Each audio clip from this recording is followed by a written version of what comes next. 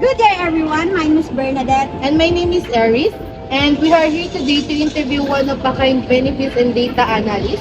And so the goal of this interview is to know how one's HR practitioners handles the given situation inside the organization. So what are you waiting for? Let's go.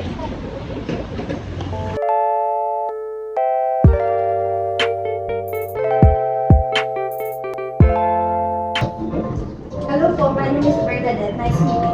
And my name po is Aris. Nice meeting you rin po. So we are both first year under HRM sa Pasig Campus po, and we would like to say thank you po for allowing us po na makapag-interview today. And that's right po. At alam din namin po na may your headache schedule po din. Hindi ka po nag-guest break na magbigay po ng time po. Oo na. Fellow HRM students natin. Ayan. Thank you then. For having me. Just for a quick background po, si Paul po ay isang benefits and data analysis sa Profi Global Incorporation, and siya po ay almost 2 years na overtime na marketing. So, kamusta naman po ang pagiging benefits and data analysis po sa ProView Global Incorporated po? Masaya naman siya. Madaming ginagawa, madaming workload. Pero still, manageable naman since masaya talaga eh. Masaya din sa company na pinapusukan ko. And doon sa team nakasama ko. So, manageable naman siya. Okay po. Then, may I know what you're feeling right now? Excited yet nervous pa rin. Kasi syempre, it's my first time being interviewee pagdating sa ganito. Nakuha pa sa ganitong special project. So, yeah, excited pero kabado. Kami din. Then, how you manage your personal time despite the busy schedule na meron po kayo? Ayun nga, so, buti nga maganda na ako na coach. Ganun. Pero, kasi sa amin sa amin kasi sa company namin, flexible yung time namin pagdating sa work. Pag 5, pwede ka mag-out ng 2. Diba? So, pwede, pinaka-late ko is parang 8. And then, 8 ang Pero kasi yun din sa amin, may mga breaks dun kami. Nakatulad sa ibang company is 15, 1 hour, 15 per hour, maging 130 minutes. Pero sa amin, pwede siyang pagsamahin para isang break lang, tapos diretso out ka na. Para maaga ka na. Para maaga na. So yun. Let's now proceed po to main question. First question po, may I know what made you consider as an HR as a profession po? Funny story siya kasi talaga, hindi ko naman talaga first year sa pagiging human resource student. Kasi ang gusto talaga, business economics, which under, siya eh, parang siya yung pinaka-pool na ang sanga ay mga finance, HR, DM, and parang entrepreneurship, lahat na pwede mong isipin. Nandun under siya ng business economics. So, nag-try ako sa UP, pero hindi ako nakapag-exam eh. Kasi may pinuntahan ng tao na, so hindi ako nakapag-exam. So, nag-exam ako sa RTU. Actually, RTU na lang yung pwede kong pag-examan at that time. Kapag hindi pa ako pumasa, hindi ko alam kung saan nabubuha. Diba? Wala na. Pero, ayun, nag-try ako and nakapasa naman ako. And pagdating ko doon, akala ko may pwedeng, may business economics. Kasi sa website ng RTU dati, may nakalagay na pwede. Kasi yung nakalagay sa paper ko eh. Di ba? Yun yung muna pag pero pagdating ko doon, tinanong ko, may business economics po dito. Sabi nila, wala daw. Sabi ko, ba't wala po? Pero ba't nandun sa website niyo?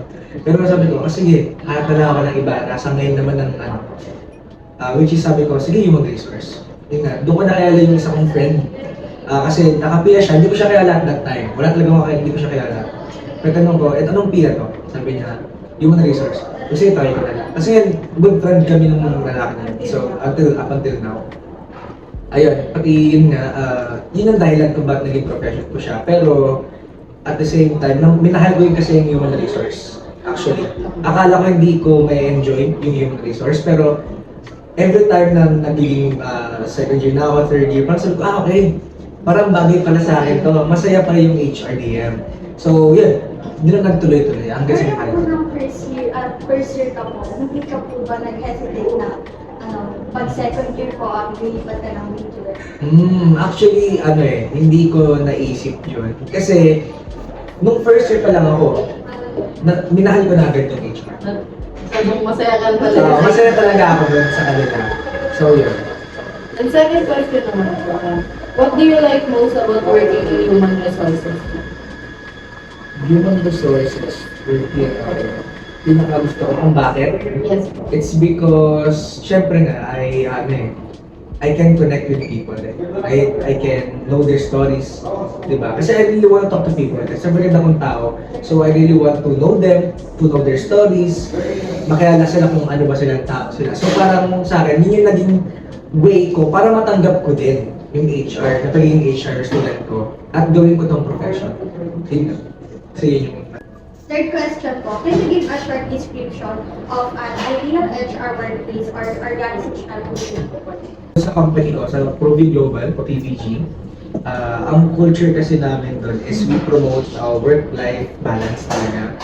Kasi iniisip nila yung well-being ng isang employee.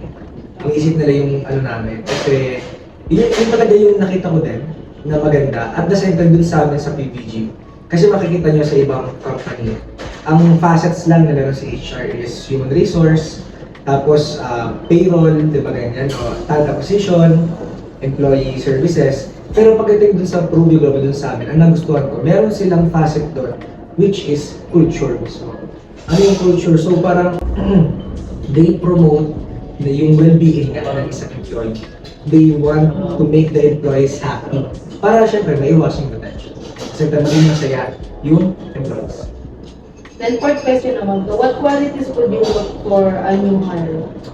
So pag actually naisip ko na yun before, paano pag ako ng interviewer, ano yung gusto kong makita sa kanya? Para sa akin, unang-una is your personality.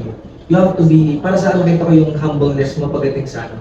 Yes, educational attainment, and at the same time, your parang mga nakuha mo nung college student or achievements, mahalaga yan, no?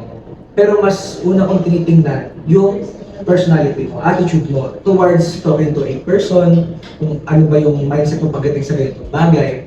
Kasi yun ang pinakamalaking factor para sa akin eh.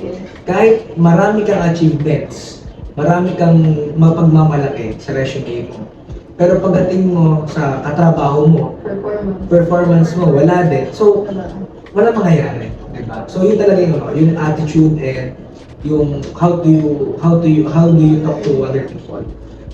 Big question po, how can you help your company grow while maintaining diversity? Para sa akin, matutulungan ko is din to raise awareness pa rin talaga. Kasi ang dami pa rin organization na hindi nila pinopromote yung pagkakaroon ng leave for mental health break, yung well-being talaga ng employees. Kasi pag yun yung kailangan ngayon, yun yung nangyayari ngayon sa ating society eh. Ang daming nag-burnout, ang daming nahihirapan, kasi syempre ang daming pinagdaanan. Pandemic pa lang, ang daming Anxieties. Yes, anxieties. Ngayon parang, dati kasi medyo nakakaya pa ng mga tao. Kasi ngayon kasi iba na yung new set of people na kasi, new generation na to. So parang, kaya ang hirap nang din sabihin na, ay dapat ito isip mo, hindi eh. Kasi iba-iba naman tayo na naranasan, di ba? So, yun nga, is to raise awareness while, syempre, kapag nag-raise ka ng awareness sa isang organization, malalaman yan ng iba't ibang tao. Okay, itong company na to, nagpo-promote sila ng ganito. So, syempre, makapasin nila, ay, try ko mag-work doon. So, syempre, kapag nag-work sila, nakapasa sila, lalong dadami yung syempre, revenue yan ng mas lalong gaganda yung outcome na mangyayari sa isang organization. Diba? Maraming work, maraming pwedeng magawang work kasi marami nang nag-try pumasok doon. So, yun yung isa kong tulong is to raise awareness while having that percentage na dumami yung pag-work sa isang organization. Parang din po sa company nila, parang inaalagaan po nila yung mental health po nila. Kasi kapag hindi po, and yung, kunwari, kayo po, kayo po yung nag-handle. Paano nyo po mahahawakan ng maayos yung company nyo kung yung mental health yung hindi stable na maayos, ganyan. Tama. Sixth question po, how do you welcome a new employee? Ayun nga. So, yun tayo sa So, sa amin kasi, maganda rin siyang, kung ano yung idea nung sa, company natin sa PVG. Kasi, every time na may new hire talaga kami, lahat ng new hire, tapos meron, online lang naman siya, pero pwede rin naman kung gusto mo ng face-to-face, pwede rin. Pinagkasama nila ang mga new hire, tapos dun sila mag-perform. yung talent sila. Like, pwede kahit ano, gusto mong mag-drawing, gusto mong mag-gitara, any talent, pwede mong ipakita doon. Para din magkaroon ng relationship between the new hires. Kinikilala yung Oo, mga- at the same time, makilala ka din ng mga managers ng iba. Di ba kasi sometimes, may mga company events naman eh. Kasi minsan, itong new hire na ito, maganda kumanta. Well, isali natin siya. Siya natin sa ano, mga competition Yes. every may event po sa... Oo, sa company. Kaya magaling siya mag-host. Ay, target ko rin siya mag-host. Kasi magaling siya dito eh, di ba? Okay. So, another talent na naman yun na pwede nilang, hindi na sila gagastos sa pagkuha pa ng ibang tao para lang din sa gagawin, di ba? Advantage pa rin siya. Ayun. Then second question, share some employee benefits you could implement in our company. And how will you drive retention and satisfaction? Kung sa benefit naman, kasi napansin ko lang din sa mga organizations, ang benefits lang na binibigay ng Philippines is parang yung mga IntelliCare, medical, di ba? Pero doon kasi napansin ko sa ibang bansa, kasi US yung clients namin, US-based kasi kami. Meron sila tinatawag na medical dental vision, meron ding life, voluntary life, and AD&D. So ano yung mga yon? So yung life, para din siyang insurance, pero makukuha mo talaga lahat. At the same time, sa AD&D, kapag sa na dismemberment or natanggalan ka na, sabi, ito na lang, daliri, may makukuha ka talaga na wala sa Philippines. Kasi ang binibigay nila sa Philippines, medical lang eh, di ba? Health card. Health card lang, pero pagdating doon, meron talagang specific, like dental lang yung makukuha, hindi makukuha dun sa medical mo. Diba? Kanya vision, dun lang makukuha. At the same time, meron din silang tinatawag na commuter plans. Commuter plans is transit or yung pag-commute mo and parking. Sila din ang bibigay ng benefit na yun na wala dito sa Philippines, diba? Parang, magandang idagdag dito. Kaya, yun yung nakita ko na kagandahan na pwede kong idagdag. Kasi syempre, kapag ganyan yung benefits, may iwasan yung retention at yung hindi satisfied yung mga employees mo.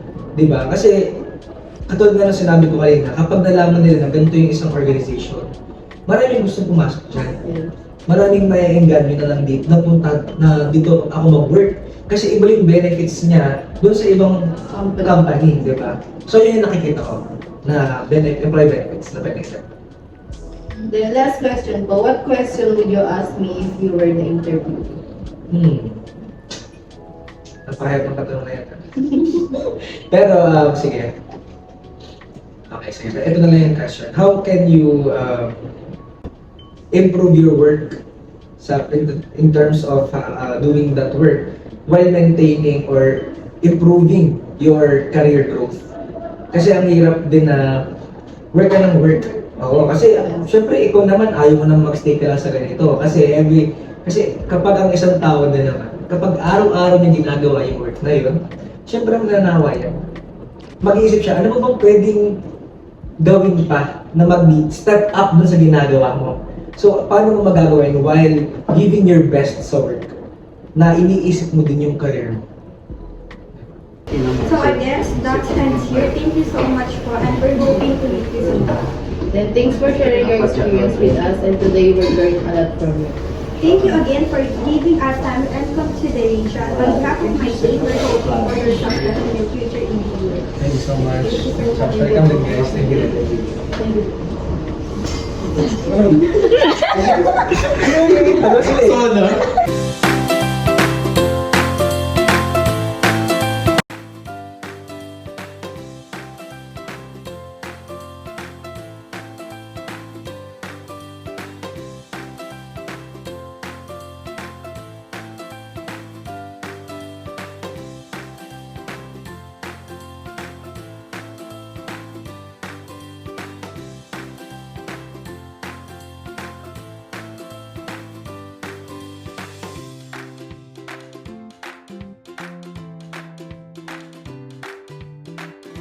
Thank you.